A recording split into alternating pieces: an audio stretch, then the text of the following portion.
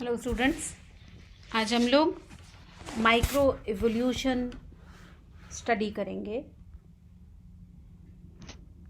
Evolution एक ऐसी process है जो कि लिविंग बीइंग्स के अंदर, चाहे वो प्लांट्स हों या एनिमल्स हों, उनमें ग्रेजुअल चेंजेस, स्लो चेंजेस या स्लो मॉडिफिकेशंस लेकर के आती है, जिससे कि लिविंग बीइंग्स में एक डाइवर्सिटी पैदा हो जाती है। दो फंडामेंटल पैटर्न्स डिस्क्राइब किए गए हैं इवोल्यूशनरी प्रोसेस में, जिनमें से एक है सीक्वेंशियल इवोल्यूशन और दूसरा डाइवर्जेंट इवोल्यूशन होता है। सीक्वेंशियल इवोल्यूशन ही माइक्रो इवोल्यूशन कहलाता है। चलिए हम देखते हैं माइक्रो इवोल्यूशन क्या होता है। ऐसा इवोल्यूशन जो कि इवोल्यूशन के बेसिक फोर्सेस, एलिमेंटल फोर्सेस की वजह से होता है, जैसे कि म्यूटेशंस, वेरिएशंस, रिकॉम्बिनेशंस, नेचुरल सिलेक्शन और जेनेटिक ड्रिफ्ट, इनकी वजह से होता है, जिसकी वजह से स्मॉल चेंजेस पॉपुलेशन में आ जाते हैं। उसे हम माइक्रो इवोल्यूशन कहते हैं। यहाँ पर आप सभी म्यूटेशंस, वेरिएशंस, रिकॉम्बिनेशंस और नेचुरल सिलेक्शन को समझते हैं, जेनेटिक ड्रिफ्ट भी समझते हैं, बट मैं आपको जेनेटिक ड्रिफ्ट वापस बताती हूँ क्या चीज़ है। जेनेटिक ड्रिफ्ट इवोल्यूशन की वो मैकेनिज्म है जिसकी वजह से किसी भी पॉपुलेशन की अलील फ्रिक्वेंसीज में चेंज आ जाते हैं। ये चेंज रैंडम चेंजेस होते हैं, या यूँ कह सकते हैं कि सैम्पलिंग एरर की वजह से पॉपुलेशंस में ये चेंजेस आते हैं। जेनेटिक ड्रिफ्ट सभी प्रकार की पॉपुलेशन में होती है, उसका कोई साइज फिक्स नहीं है। ये नॉन इनफाइनाइट साइज की पॉपुलेशन में भी पाई जा सकती है, लेकिन स्मॉल पॉपुलेशंस में इसका इफेक्ट डिटेक्टेबल होता है और स्ट्रॉन्गेस्ट होता है। माइक्रो इवोल्यूशन की बेसिक प्रोसेस में किसी भी पॉपुलेशन की जीन फ्रीक्वेंसी में चेंज आता है और ये चेंज नेक्स्ट जनरेशन तक कैरी हो जाता है। माइक्रो पॉपुलेशन किसी भी मेंडेलियन पॉपुलेशन के जेनेटिक इक्विलिब्रियम में चेंज ले आती है और जनरली ये स्पीशीज लेवल से नीचे एक्ट करती है। आप इस पिक्चर में मैक्रो इवोल्यूशन और माइक्रो एवोल्यूशन के बीच में डिफरेंस देख सकते हैं। यहाँ पर एक डॉग स्पीशीज दिखाई जा रही है, डॉग दिखाया गया है अलग अलग स्पीशीज के, और माइक्रो इवोल्यूशनरी प्रोसेस में आप देख सकते हैं एक पर्टिकुलर स्पीशीज से डिफरेंट स्पीशीज फॉर्म हो रही हैं, अलग अलग स्पीशीज फॉर्म हो रही है एक ही एनिमल की। जबकि मैक्रो इवोल्यूशन में different species of animals evolve, अलग अलग स्पीशीज के एनिमल्स बन जाते हैं। इसमें इस प्रोसेस को हम मैक्रो इवोल्यूशन कहते हैं। तो इस पिक्चर में हम देख सकते हैं कि माइक्रो इवोल्यूशन में यहाँ पर स्पीशीज लेवल से नीचे की टेक्सोनॉमिक कैटेगरीज में ही इसे ऑब्जर्व किया जा सकता है। हम कह सकते हैं कि किसी भी सब स्पीशीज या किसी भी ज्योग्राफिकल रेस का इवोल्यूशन माइक्रो इवोल्यूशनरी प्रोसेस के द्वारा होता है, जबकि मैक्रो इवोल्यूशन में जेनरा, फैमिलीज, ऑर्डर्स या उनसे ऊपर वाले जितने भी टेक्सोनॉमिक कैटेगरीज हैं उनका इवोल्यूशन देखा जाता है। नेक्स्ट स्लाइड पे चलते हैं। अब माइक्रो इवोल्यूशनरी फोर्सेस कौन कौन से हैं? तो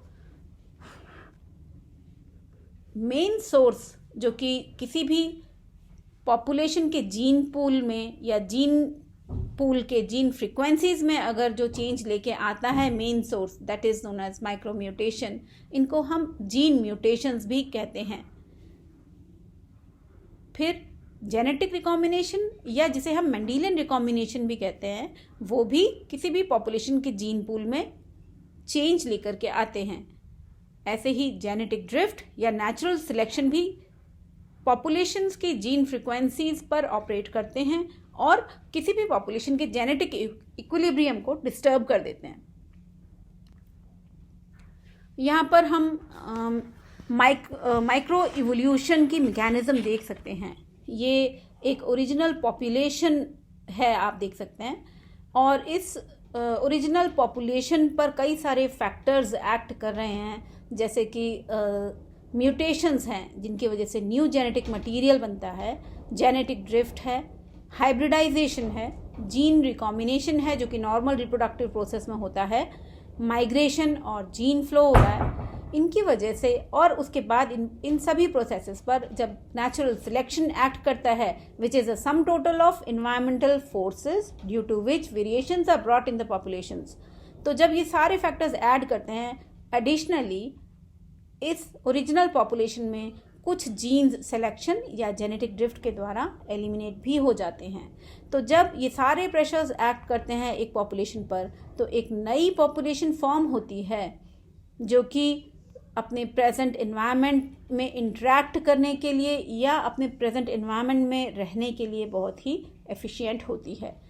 इस पॉपुलेशन को हम डिसेंडेंट पॉपुलेशन कहते हैं, यानी ओरिजिनल पॉपुलेशन से एक पॉपुलेशन नई डिसेंड हुई, नई पॉपुलेशन बनी, और ये एक माइक्रो इवोल्यूशन का एग्जाम्पल है किस प्रकार से माइक्रो इवोल्यूशन होता है और एक न्यू पॉपुलेशन फॉर्म होती है।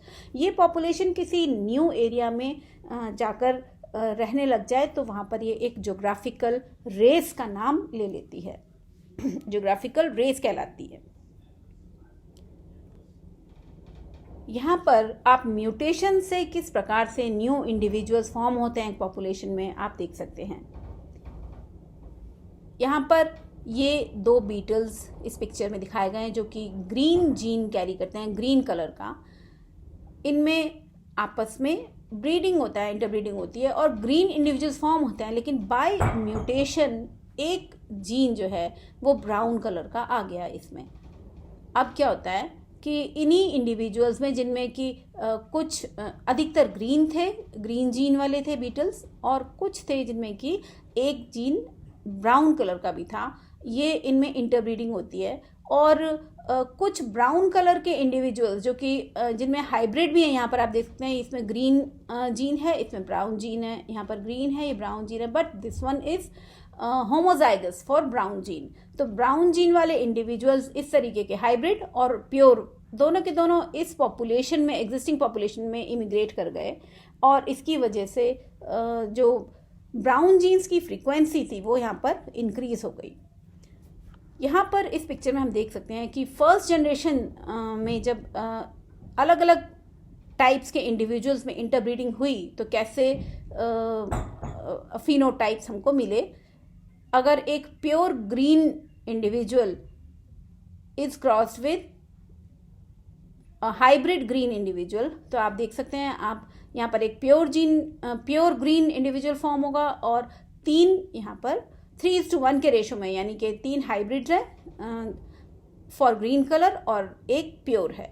फिर यहाँ पर आप देखेंगे दोनों प्योर ग्रीन इंडिविजुअल्स के बीच में क्रॉस हुआ तो सारे के सारे इंडिविजुअल्स ग्रीन जीन वाले हुए। फिर अगर 2 हाइब्रिड्स को क्रॉस किया गया जिनमें कि एक ब्राउन और एक ग्रीन जीन था, तो इनमें जो इंडिविजुअल फॉर्म हुए उसमें एक प्योर ग्रीन, 2 हाइब्रिड्स और एक प्योर ब्राउन इंडिविजुअल फॉर्म हुआ। एज अ रिजल्ट आप देख सकते हैं कि यहाँ पर अलग अलग प्रकार के इंडिविजुअल्स डेवलप हो गए और इसमें ब्राउन जीन की फ्रीक्वेंसी धीरे धीरे बढ़ती जा रही है। एक्चुअली में प्रेडेटर्स इन बीटल्स के वो ग्रीन बीटल्स को इजीली डिटेक्ट कर पाते हैं, जबकि ब्राउन जीन वाले इंडिविजुअल्स हैं या ब्राउन कलर वाले इंडिविजुअल्स हैं, बीटल्स जो हैं, उनको ये डिटेक्ट नहीं कर पाते, या फिर यूँ कह सकते हैं कि वो हाइड कर जाते हैं आसानी से अपने बैकग्राउंड में या एनवायरनमेंट में। तो इसकी वजह से ज़्यादा अडेप्टेबिलिटी ब्राउन जीन की होती है और इसीलिए ब्राउन जीन की फ्रिक्वेंसी इंक्रीज होती जाती है इनकी पॉपुलेशन में। नेक्स्ट स्लाइड पे चलते हैं। यहाँ पर माइक्रेस्टर, ये एक एकाइनोडर्म है, सी अर्चिन है, तो इसमें कैसे माइक्रो इवोल्यूशन हुआ ये प्रोसेस बता रहे हैं। ये अभी एक्सटिंक्ट स्पीशीज है माइक्रेस्टर कॉर्बोविस, उससे ये माइक्रेस्टर कोरैंगुइनम का कैसे इस इवोल्यूशन हुआ ये बताया जा रहा है। तो माइक्रेस्टर कॉर्बोविस से माइक्रेस्टर कोरैंगुइनम में ग्रेजुअल रिप्लेसमेंट का प्रोसेस में क्या हुआ कि इसका टेस्ट जो होता है, ये ऊपर दिख रहा है हमको, इसमें चेंज हुआ इसकी ओरल ओपनिंग में और इसके का जो स्ट्रक्चर है ओरल ओपनिंग का और इसके एम्बुलेक्रा में, ये यहाँ पर ये विजिबल है एम्बुलेक्रा, इनमें भी चेंज हुआ वो हम देख सकते हैं। ये चेंज इन्वायरमेंट के अंदर हुआ जो कि एक लंबे समय तक एनिमल के अंदर रफली स्टेबल रहा। सी अर्चिन्स के अंदर आपको टेस्ट पता ना क्या चीज़ होती है, ये जो ऊपर से आपको हार्ड स्ट्रक्चर दिख रहा है, this is known as test. तो सी अर्चिन्स के अंदर जो इनके ऑसिकल्स होती हैं इनकी बॉडी में पाई जाती हैं, वो फ्यूज हो जाती हैं और एक रिजिड स्केलेटल शेल बनाती हैं जिसको हम टेस्ट कहते हैं। तो माइक्रोस्टर कॉर्बोविस की टेस्ट के अंदर चेंज हुआ और एक टेस्ट के अंदर इसके ओरल ओपनिंग के स्ट्रक्चर में और इसके एम्बुलेक्रा में चेंज हुआ और इस नई स्पीशीज का कोरैंगुइनम का जन्म हुआ। ऐसे ही स्पिरिफर नाम का एक ब्रैकियोपोड था। ये मराइन ब्रैकियोपोड्स होते हैं जो कि ऑर्डर स्पिरिफेरिडा और फैमिली स्पिरिफेरिडी को बिलोंग करते हैं। ये स्पीशीज मिडिल ऑर्डोविशियन में पाई जाती थी जो कि पूरे मिडिल ट्रायासिक पीरियड में ग्लोबली डिस्ट्रीब्यूटेड थी। ये स्टेशनरी एनिमल्स थे जो कि सस्पेंशन फीडर्स थे। इनकी ओल्ड स्पीशीज थी स्पिरिफर की, वो रिप्लेस हो गई नई स्पीशीज में थ्रू माइक्रो इवोल्यूशन। तो माइक्रो इवोल्यूशन एक कंटिन्यूअस प्रोसेस है ग्रेजुअल चेंज की जो कि इंटरब्रीडिंग पॉपुलेशंस के अंदर पाई जाती है और ये पॉपुलेशंस ज्योग्राफिकली आइसोलेट हो जाती हैं अपनी लोकल पॉपुलेशन से और एक नई पॉपुलेशन या एक सब स्पीशीज का निर्माण कर देती हैं। ये सभी छोटी न्यूली डेवलप्ड पॉपुलेशंस जो होती हैं उनमें बहुत थोड़े थोड़े वेरिएशंस पाए जाते हैं जो कि इकट्ठे होते जाते हैं और अल्टीमेटली एनिमल की मॉर्फोलॉजी या फिजियोलॉजी में बड़े डिफरेंसेस क्रिएट कर देते हैं जिससे कि लोकल पॉपुलेशन अपनी ओरिजिनल पॉपुलेशन या जिसे हम पेरेंट पॉपुलेशन कहते हैं उससे काफ़ी अलग हो जाती है। तो वेरिएशंस जो कि माइक्रो म्यूटेशंस और रिकॉम्बिनेशंस के द्वारा होते हैं वो नेचुरल सिलेक्शन से फेवर किए जाते हैं। अगर अच्छी चेंजेस आए हैं, अडेप्टेबल चेंजेस आए हैं, काम की वेरिएशंस आई हैं तो नेचुरल सिलेक्शन उनको फेवर करता है और वो कैरेक्टर्स, वो ट्रेड्स आगे की जनरेशन्स में कैरी ओवर हो जाते हैं। तो अब माइक्रो इवोल्यूशन जो है वो हम देख सकते हैं कि उसको हम सीक्वेंशियल इवोल्यूशन भी कहते हैं क्योंकि ये बहुत छोटे समय के लिए एक्ट करते हैं। माइक्रो इवोल्यूशनरी फोर्सेस जो कि स्मॉलर पीरियड के लिए या शॉर्टर पीरियड के लिए एक्ट करते हैं उनको सीक्वेंशियल इवोल्यूशन कहा जाता है। जबकि जो चेंजेस या जो इवोल्यूशन लंबे समय के लिए एक्ट करते हैं, जो चेंजेस लंबे समय के लिए होते हैं और उनसे नई पॉपुलेशंस का निर्माण होता है एग्जिस्टिंग पॉपुलेशन से, वो चेंजेस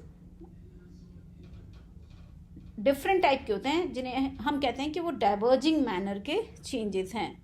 तो नई पॉपुलेशंस का ओरिजिन दो प्रकार से हो सकता है, या तो सक्सेशनल मैनर में या फिर डाइवर्जेंट मैनर में।